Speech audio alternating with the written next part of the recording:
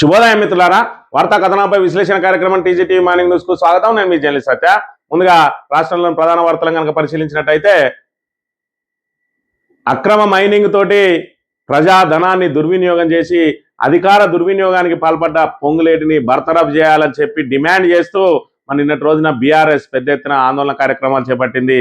అందులో భాగంగా నిన్నటి రోజున గవర్నర్ను కలిసి ఇక్కడ ఏదైతే ఆయన ప్రజాధనాన్ని ఏ విధంగా అయితే దుర్వినియోగం చేసిండో, త్రిబుల్ 1 జీవో అమల్లో ఉండగా అక్కడ కాలుష్యకారకమైన ఏ పరిశ్రమలు పెట్టకూడదని తెలిసినప్పటికీ కూడా అక్కడ క్రషర్లు పెట్టి డీజిల్ జనరేటర్లతోటి క్రషింగ్ చేస్తూ కోట్లాది రూపాయల విలువ కలిగిన ఖనిజాలన్నింటినీ కూడా క్రషింగ్ చేసి ఇవాళ అధికార దుర్వినియోగానికి పాల్పడడం చెప్పి ఆధారాలతో సహా ఇక్కడ బీఆర్ఎస్ ఎమ్మెల్యేలు ఎమ్మెల్సీలు అందరూ కూడా అక్కడ గవర్నర్కు వినతి పత్రం ఇవ్వడం జరిగింది. ఆయన బర్తరఫ్ చేయాలని చెప్పి కూడా ఆయనకు తగిన ఆధారాలతోటి ఫిర్యాదు చేస్తే వాళ్ళకి ఆయన సానుకూలంగా స్పందించిండు అని చెప్పి చెప్తా ఉన్న పరిస్థితిగా, మరోవైపు పొంగులేటి అంశం నిన్నటి రోజున మండలిని కూడా కుదిపేసింది. మండలిలో ఉన్నటువంటి ఎమ్మెల్సీలందరూ కూడా ఖచ్చితంగా పొంగులేటిని బర్తరఫ్ చేయాలి, ప్రజాధనాన్ని దుర్వినియోగం చేసి ఇక్కడ అధికార దుర్వినియోగానికి పాల్పడ్డ పొంగులేటిని బర్తరఫ్ చేయాలని చెప్పి నిరసన తెలియజేస్తే, శరా మామూలుగానే అసెంబ్లీ నుంచి ఏ విధంగా అయితే ఎమ్మెల్యేలను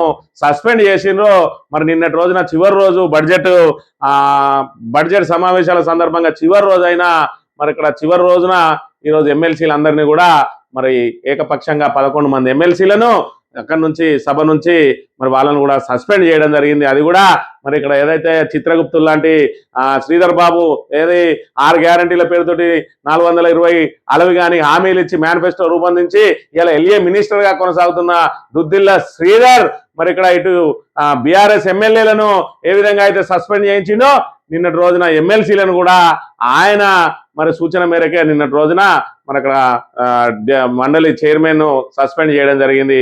ఇక నిన్నటి రోజున మండలిలో కూడా ఇక్కడ ఆసక్తికరమైనటువంటి సన్నివేశం చోటు చేసుకున్నది. అదేవిధంగా ఇక్కడ శాసనసభలో కూడా కాంగ్రెస్ దాని మిత్రపక్షాలు కూడా కాంగ్రెస్ ను చీల్చి చెండాడడం నిన్నటి రోజున సభలో చోటు చేసుకున్న అంశాన్ని చూడవచ్చు. ఒకవైపు ఫైర్ బ్రాండ్ విజయశాంతి ఇక్కడ ఇప్పటి వరకు ఆమె యాక్టివ్ గా ఉంటలేదని ఏదైతే నీకు మంత్రి పదవి ఇస్తా అని చెప్పి తీసుకొచ్చి ఆమెకు ఎమ్మెల్సీ ఇచ్చిండ్రో, కాంగ్రెస్ ఎన్నికల ముందు ఆమె చరిష్మాను వాడుకొని చివరికి ఎమ్మెల్సీ ఇచ్చి పక్కన పడేసింది. దాంతో ఇక్కడ రగిలిపోయిన రాములమ్మ నిన్నటి రోజున ఏదైతే తెలంగాణ ఉద్యమకారులకు ఇస్తానన్న హామీలను ఎందుకు నెరవేర్చడం లేదు అని చెప్పి నిన్నటి రోజున ఏదైతే మండలిలో కడిగి పడేసింది. అదేవిధంగా కాంగ్రెస్ కు సంబంధించి మిత్రపక్షాలైనటువంటి సిపిఐ మాకు ఏమీ నిధులు రావడం లేదని చెప్పి చెప్పడంతో పాటు ఏదైతే సోషల్ మీడియాను అరికట్టడానికి ఇప్పటికే ప్రభుత్వ చేతగాంతనాన్ని ఎక్కడికక్కడ ఎండగడుతున్నటువంటి సోషల్ మీడియాను ఇక్కడ ప్రధాన పత్రికలు ఏవైతే ఈనాడు, ఆంధ్రజ్యోతి, దిశ, వెలుగు లాంటి పత్రికలను గుప్పిట్లో పెట్టుకొని ఇక్కడ ప్రజలను హింసిస్తున్నటువంటి కాంగ్రెస్ ప్రభుత్వ విధానాలను ఎప్పటికప్పుడు ఎండగడుతూ వాళ్ళ వైఫల్యాలను ఎత్తి చూపుతున్నటువంటి ఇక్కడ ఆ సోషల్ మీడియాను అరికట్టడానికి హేట్ స్పీచ్ మీద ఒక బిల్లును తీసుకొచ్చింది. ఆ హేట్ స్పీచ్ తోటి ఇక్కడ హేట్ స్పీచ్ పేరుతోటి ఇక్కడ సోషల్ మీడియాను కట్టడి చేయడానికి ఏదైతే ప్రయత్నం చేస్తా ఉన్నదో, ఇది భావ ప్రకటన స్వేచ్ఛకు భంగం వాటిల్లబోతా ఉన్నదని చెప్పి ఆ కాంగ్రెస్ కు సంబంధించిన సొంత సభ్యులతో పాటు సిపిఐ, అదేవిధంగా మరో మిత్రపక్షమైనటువంటి ఏదైతే ఎంఐఎం వాళ్ళు కూడా నిన్నటి రోజున ఇక్కడ పెద్ద ఎత్తున ఇక్కడ ఏదైతే నిరసన తెలియజేసారో ఆ బిల్లు మీద ఇక్కడ మీరు ఏదైతే ప్రతిపక్షాలను కట్టడి చేయడానికి ఏదైతే ఈ బిల్లును తీసుకొస్తున్నారో అది రేపు ఇక్కడ స్వేచ్ఛ అంతటి కూడా ఉరికంబం ఎక్కియబోతున్నది స్వేచ్ఛను. ఇది అందరికి కూడా ఇబ్బందికరంగా మారుతుంది. ఇవాళ అధికారంలో ఉన్నామని చెప్పి ఇలాంటి బిల్లులు తీసుకురావడం సమంజసం కాదు అని చెప్పి ఖచ్చితంగా దీన్ని సెలెక్ట్ కమిటీకి పంపించాలి, దీన్ని ఆమోదించేది లేదు అని చెప్పి స్వపక్ష సభ్యులు కూడా ఎదురు తిరగడంతో విధిలేని పరిస్థితులలో దాన్ని సెలెక్ట్ కమిటీకి పంపించిన పరిస్థితిని మనం ఇక్కడ చూడవచ్చు. ఇక వార్తా కథనాలను పరిశీలించే ముందు అసలు నిన్నటి రోజంతా కూడా పొంగులేటి, ఈ 3 రోజుల నుంచి పొంగులేటి ఇక్కడ ఏదైతే ఒక ట్రెండ్ గా మారిండు, ఇవాళ ఆయన అంశం మీదనే మొత్తం యావత్ రాజకీయం అంతా నడుస్తా ఉన్నది. గతంలో ఒకసారి సియోలు వెళ్ళొచ్చినప్పుడు ఈ పొంగులేటి శ్రీనివాసరెడ్డి ఏం చెప్పిండో ఒకటి వింటే ఇప్పుడు ఏం జరుగుతుందో తెలంగాణలో దానికి రిలేటెడ్ గా మనం వినవచ్చు. ఒక్కసారి సియోలు పోయొచ్చే సందర్భంగా రిటర్న్ వచ్చే సమయంలో ఇక్కడ ఈయనకు పొంగులేటి పేరు కాస్త బాంబులేటిగా మారింది. ఈ స్టేట్మెంట్ తోటే ఏం జరిగిందో ఒకసారి చూసినట్టయితే, సిఎల్ నుంచి మనం హైదరాబాద్ పోయిన తర్వాత లేకపోతే పోయిన తెల్లారో 1, 2 బాంబులు తప్పకుండా పేలుతున్నాయి. దాంట్లో ప్రధాన నాయకులే ఉంటారు. సియోళ్ళు ఏదైతే మూసీ నది ప్రక్షాళన కోసం సియోల్లో ఉన్నటువంటి ఆ నదిని పరిశీలించడానికి ఒక బృందాన్ని ఏదైతే పంపిండో ఆ బృందం ద్వారా వెళ్ళినాయనే అక్కడ సియోల్లో ఏం జరుగుతుందో చెప్పకుండా మేము ఇక్కడికి రాగానే ఒకటో రెండో రోజులలోనే ఒకటో రెండో బాంబులు వేలబోతా ఉన్నాయి, అందులో పెద్ద పెద్ద వాళ్ళే మరి అందులో జైలుకు పోబోతా ఉన్నారని చెప్పి ఏదైతే చెప్పిండో ఆ తర్వాత ఆ దీపావళి వేయింది, ఆ తర్వాత వచ్చిన దీపావళి వేయింది, కానీ చిచ్చుబుడ్డి కూడా వేలకుండా మరి ఇప్పటి వరకు ఏదైతే మరి ఇక్కడ కోడిగుడ్డు మీద ఈకలు వీకే ప్రయత్నం అయితే కాంగ్రెస్ ప్రభుత్వం చేస్తూనే ఉన్నది. కానీ బాంబులు వేలుస్తా ఉన్న బాంబులేడికి సీన్ రివర్స్ అయింది నిన్నటి రోజున. మరి ఈ 2-3 రోజుల నుంచి ఆయన మీదనే వరుసగా బాంబు పేలుళ్లు జరుగుతూ ఉంటే తట్టుకోలేక అసెంబ్లీని విడిచి కేరళ ప్రచారానికి వెళ్ళిండు. 2 రోజుల నుంచి అసలు అసెంబ్లీకే రాకుండా మాయమైపోయిన పొంగులేటిని ఖచ్చితంగా రాజీనామా చేయాలని చెప్పి రోజుకొక బాంబు వేస్తా ఉన్నది ఇలా బీఆర్ఎస్ పార్టీ అనే విషయాన్ని మనం ఇక్కడ గమనించాలి. ఒకవైపు శాసనసభను స్తంభింపజేసి యావత్తు రాష్ట్రం దృష్టికి తీసుకొచ్చింది పొంగులేటి అక్రమాలను. ఇలా ఆ పొంగులేటి అక్రమాలను స్వయంగా ఒప్పుకున్నటువంటి ముఖ్యమంత్రి రేవంత్ రెడ్డి స్వయాన ఆయన భార్య ఆయన మరి కుమారుడు ఎవరైతే ఉన్నారో వాళ్ళను దూరబంధువులుగా చిత్రీకరించి మరి అందులో నుంచి పొంగులేటిని బయటపడేయడానికి ఏదైతే ప్రయత్నం చేసిందో మరి దాన్ని యావత్ సమాజం అంతా కూడా చూస్తా ఉన్నది. నిన్నటి రోజున మరి సభ నుంచి సస్పెండ్ చేసి ఆ పొంగులేటి అంశాన్ని మరుగున పడేయాలని ఏదైతే ప్రయత్నం చేసిందో వదల బొమ్మాలి వదల అన్నట్టుగా ఈ రోజున కాంగ్రెస్ ఏదైతే ఆ ప్రభుత్వాన్ని అదేవిధంగా పొంగులేటి అక్రమాలను మరి ఇక్కడ వివరిస్తూ పొంగులేటిని బర్తరఫ్ చేయాలని చెప్పి నిన్నటి రోజున గవర్నర్ గెలవడం జరిగింది. వీళ్ళందరూ కూడా పొంగులేటిని బర్తరఫ్ చేయండి, అక్రమాలపై సిట్టింగ్ జడ్జితో విచారణ జరిపించండి, గవర్నర్ కు బీఆర్ఎస్ ఫిర్యాదు, అధికారాన్ని అడ్డుపెట్టుకుని మైనింగ్ ల్యాండ్ మాఫియా అరాచకాలు, ప్రభుత్వ పెద్దలే దోపిడీ గద్దలు, ఖజానాను లూటీ చేస్తున్న సీఎం మంత్రి పాలకుడు కాదు బ్లాక్ మెయిల్ కు బ్రాండ్ అంబాసిడర్ గా రేవంత్ రెడ్డి, ఆర్టీఐని రూట్ టు ఇన్కమ్ అన్నట్టు అర్థమే మార్చేసిన ముఖ్యమంత్రి, రాహుల్ గాంధీ హౌస్ కమిటీ వేయాలంటారు, కాంగ్రెస్ సీఎం వద్దంటారు, అసెంబ్లీలో బీఆర్ఎస్ గొంతు నొక్కి తప్పించుకున్నారు అయినా వదిలిపెట్టం, అవినీతి సర్కార్పై కోర్టుకెళ్తాం, ప్రజాక్షేత్రంలో ఎండగడతాం అంటున్న కేటీఆర్, మంత్రిపై చర్యలు తీసుకోవాలని గవర్నర్ కు బీఆర్ఎస్ బృందం వినతి, వట్టినాగులపల్లిలో నేతల పర్యటన, పొంగులేటి బాధితులకు భరోసా అని చెప్పి మరి ఇక్కడ దెబ్బ మీద దెబ్బ అన్నట్టు 2 జరిగినాయి.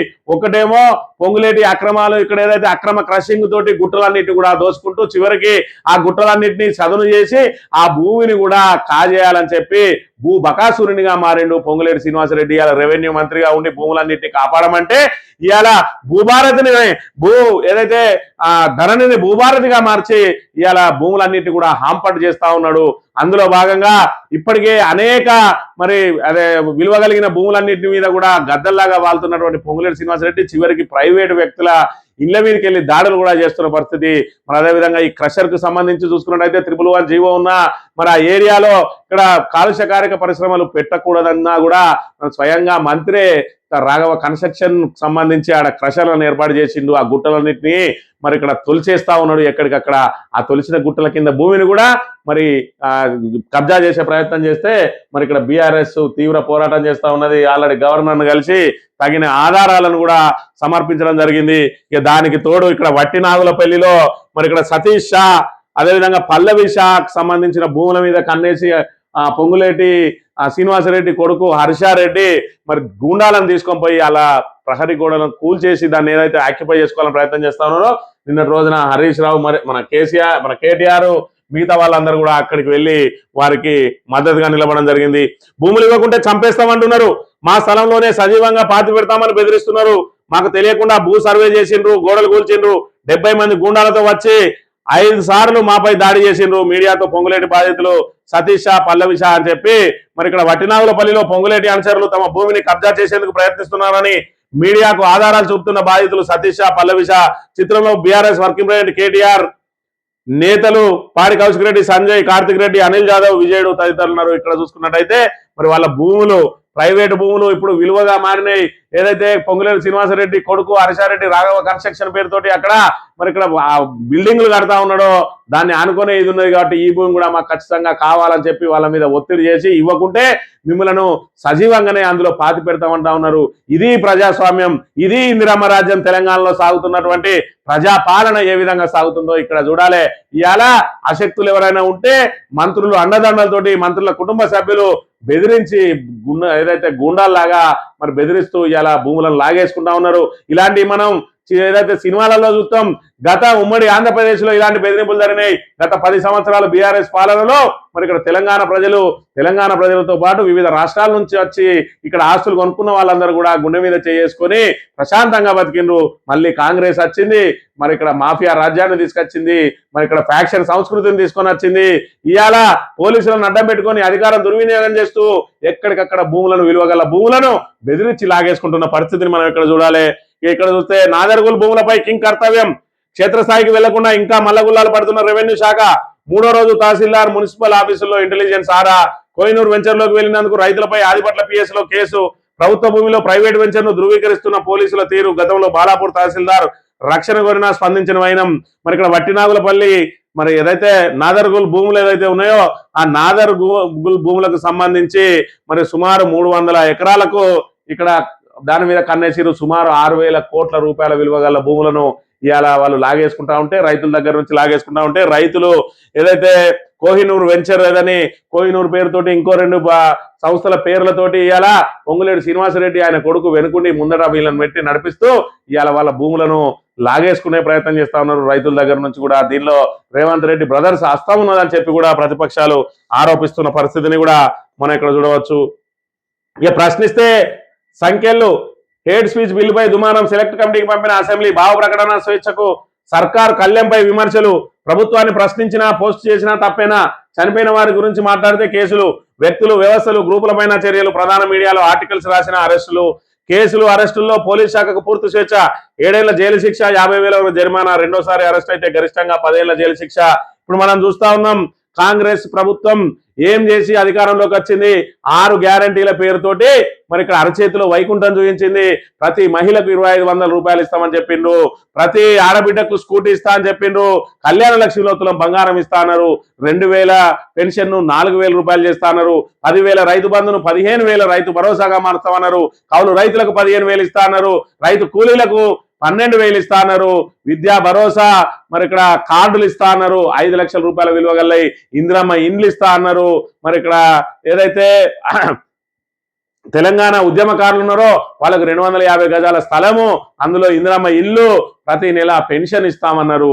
ఇవన్నీ చెప్పి ఇవాళ మరి ఇక్కడ అధికారంలోకి వచ్చిన కాంగ్రెస్ పూర్తిగా కూల్చుడే తప్ప కట్టే నిర్మాణాలు ఏవీ లేవు. ఇక్కడ ఎక్కడ చూసినా హైడ్రా పేరుతోటి విచ్చలవిడిగా కూల్చివేతలు, పేదలను నిరుపేదలందరినీ నిరాశ్రయులను చేస్తూ మరి ఇక్కడ ఖమ్మంలోనైతే పూర్తి స్థాయిలో వాళ్ళ ఇండ్లన్నింటినీ నీలమట్టం చేసి ఏదో శత్రుదేశము మన మీద మిసైల్ విసిరినట్టు మొత్తం బుల్డోజర్లతోటి వాళ్ళన్ని నీలమట్టం చేసి ఆ తర్వాత తీవ్ర విమర్శలు వచ్చిన నేపథ్యంలో మళ్ళీ వాళ్ళకి అక్కడ ఇందిరమ్మ ఇల్లు కట్టిస్తామని చెప్పి మళ్ళీ ప్రభుత్వం చేయడం చూస్తూ ఉంటే ఏ రకంగా ఈ పరిపాలన సాగుతా ఉన్నది.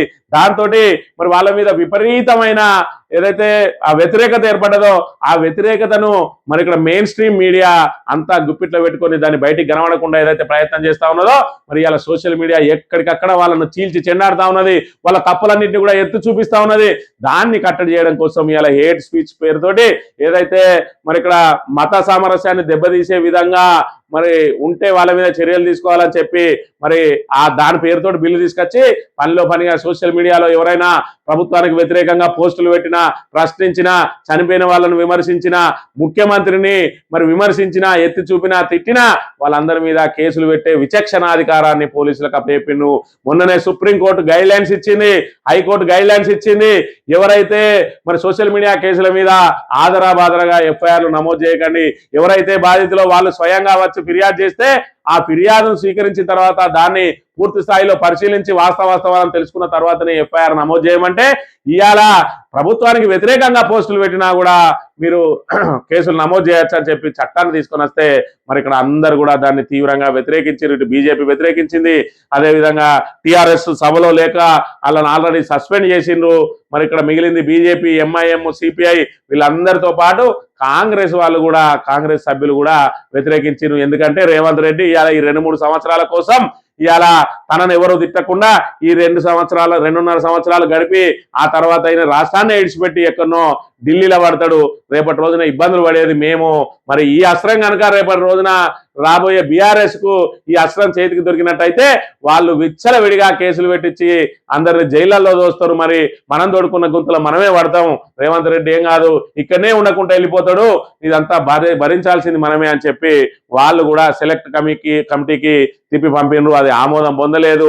ఇది ఏదైతే తుగ్లక్ చర్య అని మరి ఇక్కడ దీని ద్వారా ఏదైతే హిట్లర్ లాగా వ్యవహరిస్తే నడవదు ప్రజాస్వామ్యంలో అని చెప్పి సొంత సభ్యులు కూడా వ్యతిరేకించిన పరిస్థితిని మనం ఇక్కడ చూడవచ్చు.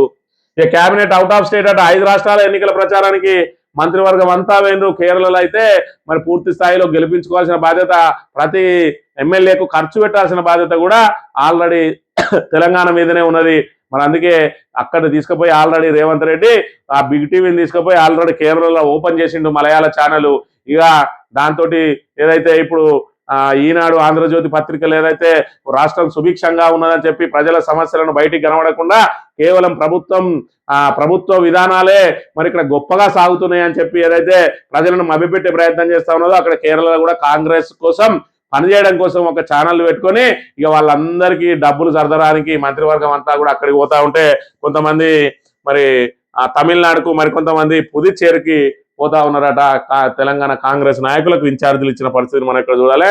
ఇక మంత్రులు ఇటు శాసనసభ సమావేశాలు ముగియడమే తర్వాయి పోయి అక్కడ ఇతర రాష్ట్రాల పడ్డరు. కేబినెట్ మొత్తం కూడా 1 నుంచి జనగణనట.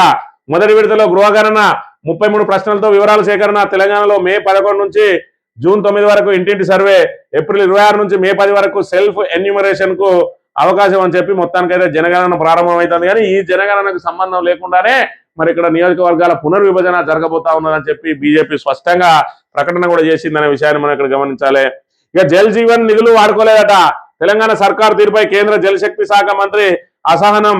మరి ఇక్కడ కేంద్రం నిధులు ఇస్తలేదు, ఓకే ఇచ్చిన ఇటువంటి నిధులను అయితే వాడుకొని కూడా మన తెలంగాణకు చేతనైతే లేదనే విషయాన్ని కూడా మనం ఇక్కడ గమనించాలి.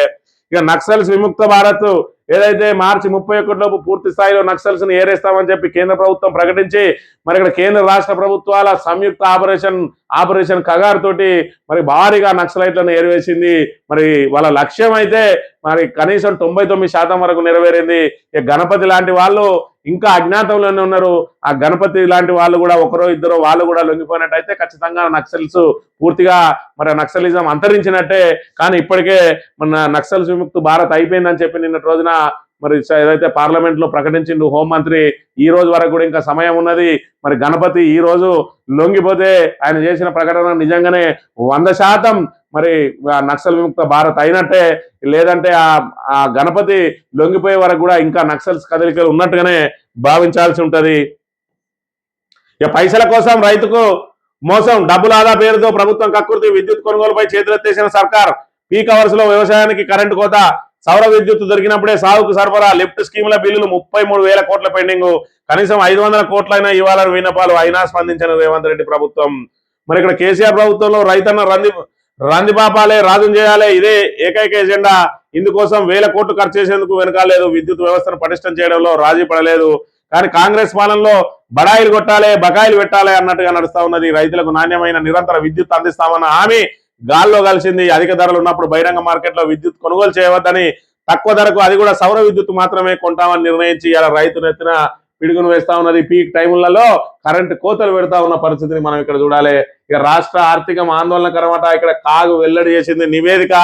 రాష్ట్ర ఆర్థికం ఆందోళనకరం, పెరుగుతున్న అప్పులు, తగ్గిన మూలధన వ్యయం, తాత్కాలిక అప్పులతో నెట్టుకొస్తున్న ప్రభుత్వం, గ్రామ పంచాయతీలకు నిధుల్లో 10% కోత, 2024-25 నివేదికలో కాగు వెల్లడి అని చెప్పి మరి ఇక్కడ ఆదాయాన్ని చేసుకొని ఆ ఆదాయం ద్వారా ప్రభుత్వాన్ని నడపడం ఒక విధానం అయితే, ఈ సరిపడా ఆదాయం లేకపోతే అప్పులు తెచ్చి ప్రభుత్వాన్ని నడపడం రెండో విధానం.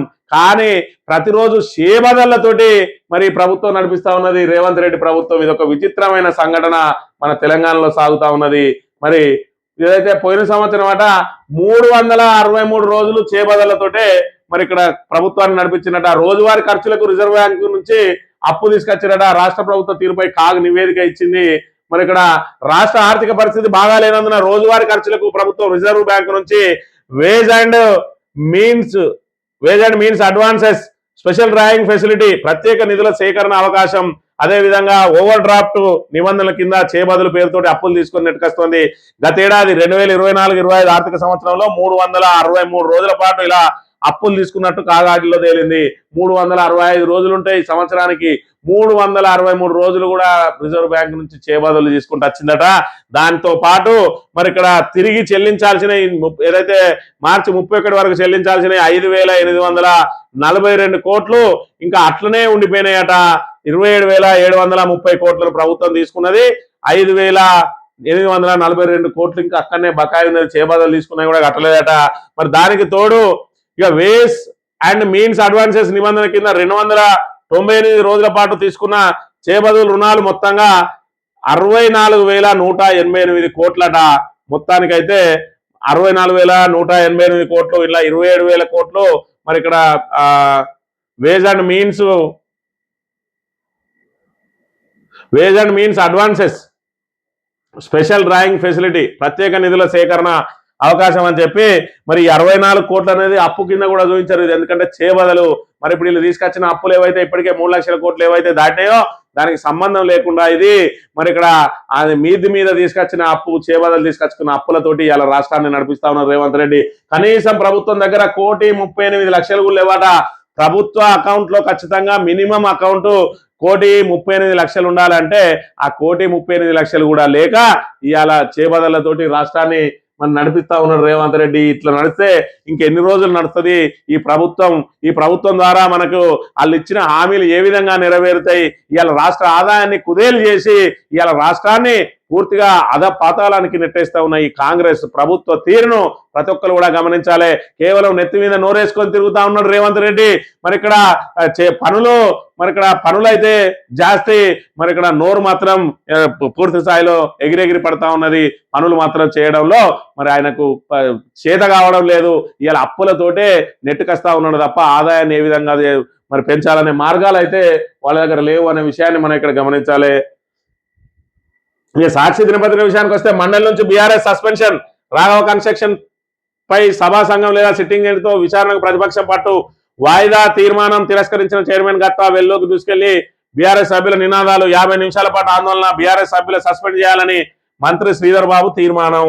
ఈ మంత్రి శ్రీధర్ బాబుకు చేతగాక వాళ్ళు అడిగేదానికి సమాధానం చెప్పలేక ఇవాళ సస్పెండ్ చేసి చేతులు దులుపుకొని ఇవాళ మొత్తం యావత్ తెలంగాణ సమాజం అంతా కూడా గమనిస్తా ఉన్నది. మీ చేతగాని తనాన్ని, ఇవాళ ప్రభుత్వ ధనాన్ని పందికొక్కుల్లాగా మేస్తూ దాని మీద విచారణ చేయమంటే ఇవాళ సభ్యులను సస్పెండ్ చేసి చేతులు దులుపుకుంటా ఉంటే రేపటి రోజున మిమ్మల్ందరినీ సస్పెండ్ చేస్తారు.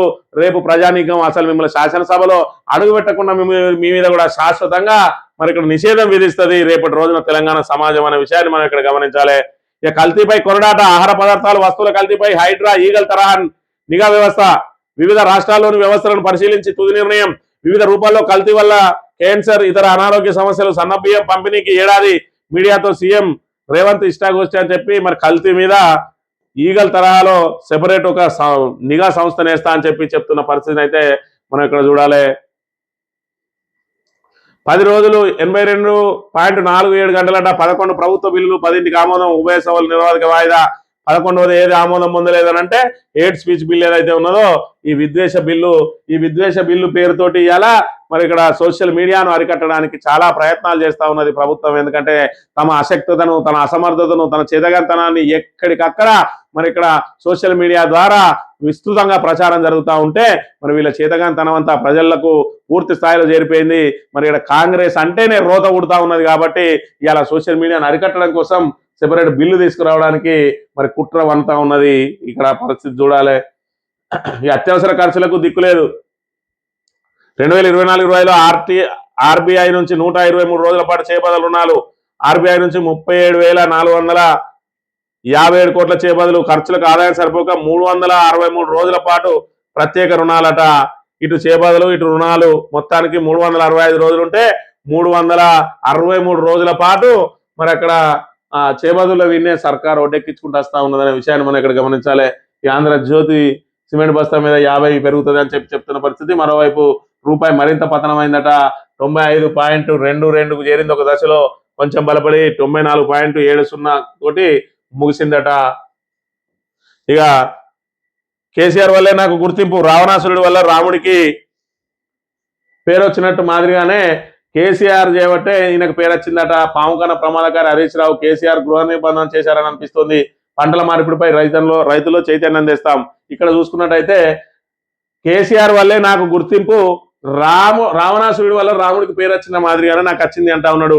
ఇవాళ కేసీఆర్ గొప్పతనం అనేది, కేసీఆర్ ఉద్యమం చేసి కేసీఆర్ చావులోట్లో తలబెట్టి ఇవాళ తెలంగాణను తీసుకొచ్చి తెలంగాణను ఇవాళ 10 సంవత్సరాల పాటు మరి ఇక్కడ పారదర్శకంగా మరి ఇక్కడ ఏదైతే అప్పుడే పుట్టిన పసిబిడ్డను ఇలా మరి అన్నిటిని కూడా పురిటి తెలంగాణను మనం అన్ని సకల సౌకర్యాలతోటి నిలబెట్టి ఇవాళ మరి ఇక్కడ కట్టిన ఇల్లు పెట్టిన పొయ్యి లాంటి దాన్ని తీసుకొచ్చి రేవంత్ రెడ్డి చేతిలో పెడితే ఏం చేస్తా ఉన్నాడు.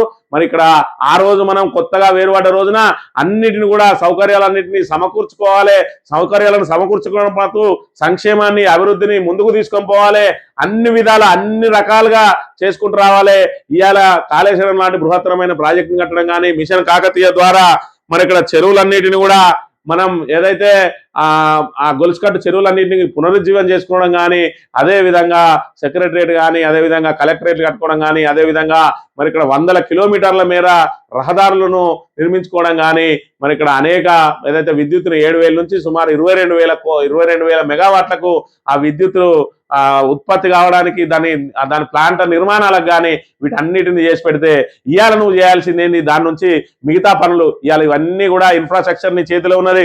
ఆ రోజు కేసీఆర్ వచ్చిన రోజున కరెంటుకే కష్టాలు ఉండే, మరి ఇక్కడ అలాంటిది ఇవాళ 24 గంటల కరెంట్ ఇస్తే ఇవాళ నేను రావణాసురుడిగా పోలుస్తా ఉన్నాడు ఏది కేసీఆర్ను. ఇవాళ కేసీఆర్ రావణాసురుడా రాముడా అనేది రేపు తేలబోతుంది. ఇవాళ కేసీఆర్ ఎన్ని చేసినా కూడా ఆ రోజు ఇంకా తక్కువగానే కనబడ్డది. ఇవాళ నీ ప్రభుత్వం వచ్చిన తర్వాత కేసీఆర్ ఆకాశంలో ఉన్నాడు. ఇప్పుడు తెలుస్తా ఉన్నది కేసీఆర్ విలువ. ఇప్పుడు నిజంగా నువ్వు ఏదైతే కేసీఆర్ చేయబట్టే నాకు విలువ అని ఏదైతే అంటున్నావో, ఇవాళ కేసీఆర్ ను ఓడించిందని చెప్పి నీకు 4 రోజుల పాటు విలువ ఉండే, కానీ నువ్వు కేసీఆర్ కంటే ధీటుగా చేస్తా అని ఏదైతే మరి అలవి కానీ హామీలు ఇచ్చినవో, అరచేతుల వైకుంఠం చూపించినవో అదంతా తప్పు అని తేలడంతో ఇవాళ కేసీఆర్ విలువ అమాంతం పెరిగిపోయింది. కేసీఆర్ నిజాలు చెప్పిండు, మనమే మరి ఇక్కడ ఈ అబద్ధాల సుడిగుండంలో మునిగిపోయిన వాళ్ళ వలలో పడ్డం. ఇలా వాళ్ళ వలలో ఎక్కి తెలంగాణ సర్వనాశనం అవుతా ఉన్నది. ఆ రోజున మరి ఇక్కడ ఎలాంటి సౌకర్యాలు లేని తెలంగాణను ఇలా భారతదేశంలో నెంబర్ 1 గా నిలిపితే సకల సౌకర్యాలున్న తెలంగాణను చేతబట్టుకొని ఇవాళ మొత్తం తెలంగాణను సర్వనాశనం చేస్తా ఉన్న రేవంత్ రెడ్డికి ఇవాళ ఒక గీత ఉంటే అది పెద్దదా చిన్నదా అని తెలియదు, దాని పక్కన ఇంకో గీత ఉన్నప్పుడు మాత్రమే తెలుస్తుంది. ఇవాళ కేసీఆర్ విలువ తెలుస్తారు. ఎందుకంటే రేవంత్ రెడ్డి పాలన కేసీఆర్ పాలనను ఇప్పుడు ప్రజలు బేరేజీ వేసుకుంటే కేసీఆర్ పాలన ఆకాశంలో ఉంటే రేవంత్ రెడ్డి పాలన అధపాతాళానికి చేరింది.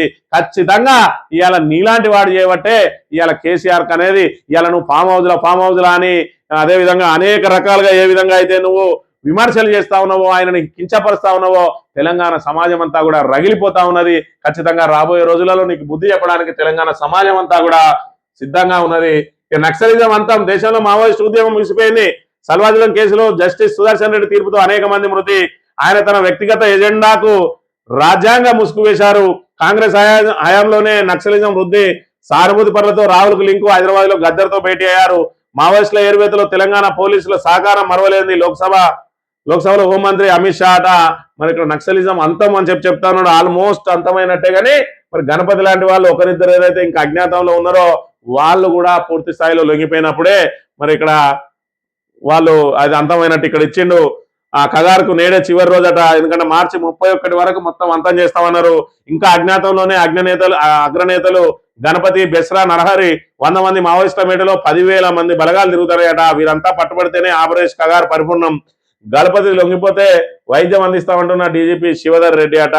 మొత్తంగా మరి ఆపరేషన్ కగారుకు నేడే చివరి రోజు. గణపతి కనుక లొంగిపోయినట్టయితే, ఈ రోజు లొంగిపోతే ఖచ్చితంగా బీజేపీ ప్రభుత్వం మరి ఇక్కడ ఒక పెద్ద సమస్యకు దాన్ని పరిష్కారం చూపించినట్టే. మరి ఇక్కడ పూర్తిగా నక్సలిజాన్ని అంతం చేస్తానని ప్రతినబూనిందో, మరి ఆ నక్సలిజాన్ని 100% అంతం చేయాలంటే గణపతి ఈ రోజు లొంగిపోతే ఖచ్చితంగా క్రెడిట్ అంతా బీజేపీ ప్రభుత్వాన్ని అని చెప్పక తప్పదు. ఇరాన్ ఒప్పందానికి రాకపోతే కార్గును పేల్చేస్తామట. మరి ఇంకా కూడా తాటాకు చప్పుల లాగా చేస్తా ఉన్నాడు. మరి ఇక్కడ ఏది ట్రంప్ ఇంకా ఇరాన్ ఇంకా మాటలతోటే బెదిరించే ప్రయత్నం చేస్తా ఉన్నాడు. ఒకవైపు అమెరికాలోనేమో లక్షలాది మంది రోడ్ల మీదకి వచ్చి నిరసనలు తెలియజేస్తా ఉంటే ఈయన యుద్ధం ఏ విధంగా ముగిసాలో తెలియక బాంబులతోటి కాకుండా మాటలతోటి బెదిరించే ప్రయత్నం చేసి వాళ్ళను దారికి తెచ్చుకునే ప్రయత్నం అయితే చేస్తా ఉన్నాడు. ఇక కళ్యాణ లక్ష్మి పక్కదారి పట్టిందట. అర్హత లేని వారికి 55 కోట్ల రూపాయలు పంపిణీ జరిగిందని కాకు నివేదికలో తేలింది. అంటే కాంగ్రెస్ లో ఇవన్నీ కూడా కామన్ గానే మారుతాయి. మరి ఏదంటే ఆ కళ్యాణ లక్ష్మిలో ₹1,00,000 అంటే నీకు 10,000 ఇస్తా అంటే అర్హత లేని వాళ్ళకు కూడా ఇచ్చే పరిస్థితి ఉంటది. మరి అందుకే ఈ విధంగా మారి ఉంటది. ఇక బీఆర్ఎస్ ఎమ్మెల్సీలు సస్పెన్షన్ ఇచ్చేది కామన్ అయ్యి కాదు.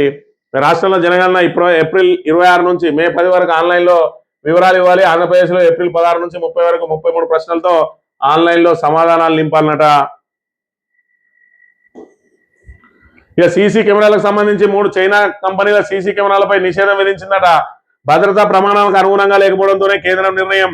హిక్విజన్, దహువా, టీపీ లింక్ మరి కెమెరాలకు వర్తింపు రేపటి నుంచి అమల్లోకి. టీపీ లింక్ సంబంధించి కానీ హిక్విజన్ కానీ దహువా కానీ వీటన్నిటిని కూడా మరి చైనాకు సంబంధించిన ఈ ఉత్పత్తులను మరి ఇక్కడ ఆల్రెడీ నిషేధం విధించింది కాబట్టి రేపటి నుంచి అవి దుకాణదారుల దగ్గర ఉన్నా కూడా కేసులు నమోదయ్యే అవకాశం ఉంటుంది. ఇక ఈనాడు దినపత్రిక విషయానికి వస్తే ఆహార కల్తీపై ఉక్కుపాదం, దేశంలో నక్సలిజం అంతమాట. రాజకీయాలకు అతీతంగా రేషన్ కార్డులు, రాష్ట్రాల్లో రాజకీయాలకు అతీతంగా రేషన్ కార్డులు అందజేస్తున్నామని పౌర సరఫరాల శాఖ మంత్రి ఉత్తమ్ కుమార్ రెడ్డి చెప్పారు. శాసనసభ భవనంలో ఆ శాఖ ఆధ్వర్యంలో సోమవారం సన్నబియ్యంతో మధ్యాహ్న భోజన కార్యక్రమం అనంతరం ఆయన మీడియాతో ఇష్టాగోష్ఠం మాట్లాడినట. మరి ఇంతకుముందు ఇచ్చిన వాళ్ళందరూ ఆళ్ల పార్టీకి సంబంధించిన వాళ్ళకే ఇచ్చిన రేషన్ కార్డులు. వీళ్ళు ఏది ఇచ్చినా మొత్తం ప్రపంచంలో వీళ్ళే కనిపెట్టినట్టు, వీళ్ళే దీన్ని మరి ఇక్కడ వెలుగులోకి తీసుకొచ్చినట్టు లేదా వీళ్ళే ప్రారంభించినట్టు చేస్తూ ఉంటారు. పిఆర్ స్టంట్లు తప్ప మరి ఇక్కడ వీళ్లకు లోపలనైతే ఎలాంటి మరి చిత్తశుద్ధి లేదనే విషయాన్ని అయితే మనం గమనించాలి. ఇక కాళేశ్వరం ప్రాజెక్టు మీద మరి ఆహా ఓహో అన్నోళ్ళే ఇవాళ మళ్ళీ వాళ్ళకు వంత పడుతూ ఉన్నారు. కాళేశ్వరంపై పెట్టిన 1,00,000 కోట్లు నీళ్ళలో కొట్టుకుపోయినాయట. మరి బుద్ధున్నోడు ఎవడన్నా, కేంద్ర మంత్రి బుద్ధున్నోడు ఎవడన్నా ఇలాంటి స్టేట్మెంట్ ఇస్తున్నా ఒకసారి ఆలోచన చేయాలి. ఇలా కేవలం మేడిగడ్డ ప్రాజెక్టు దగ్గర ఒక పిల్లర్ కుంగిపోతే 1,00,000 కోట్లు పోయినాయని ఏదైతే గోబెల్స్ ప్రచారం జరుగుతూ ఉన్నదో ఇలాంటి కేంద్ర మంత్రులు కూడా అలాగే మాట్లాడే ఉంటే మరి వీళ్ళకు కనీస జ్ఞానం, కనీస పరిజ్ఞానం ఉన్నదా?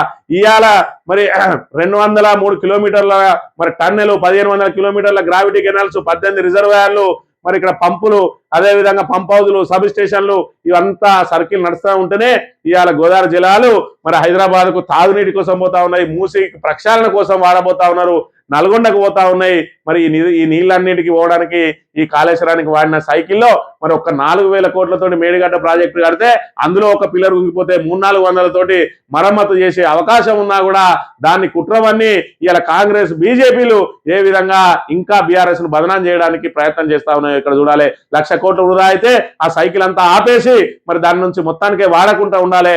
ఇవాళ మల్లన్న సాగర్ ఏ విధంగా నీళ్లు నిండుతున్నాయి, మల్లన్న సాగర్ నీళ్లు ఏ విధంగా ఉపయోగపడుతున్నాయి, కొండపోచమ్మ సాగర్ ఏ విధంగా ఉపయోగపడుతున్నాయి, గాయత్రి పంప్ హౌజుల మరి నీళ్లు ఆ పంప్ హౌజులకి వెళ్ళి ఇప్పితే ఏ విధంగా పోతా ఉన్నాయి. మరి ఇవన్నీ ఈ సైకిల్ అంతా వాడుకుంటూ కేవలం మేడిగడ్డ నుంచి 1,00,000 కోట్లు వృధా అయినాయి అని చెప్పి ఏదైతే కాంగ్రెస్ వాళ్ళు అంటా ఉన్నారో ఈ తెలివి తక్కువ దద్దమ్మ బీజేపీ వాళ్ళు కూడా వాళ్ళకు వంత వాడుతూ ఇలా తెలంగాణ రాష్ట్రాన్ని సర్వనాశనం చేస్తా ఉన్నాయి ఈ 2 జాతీయ పార్టీలు.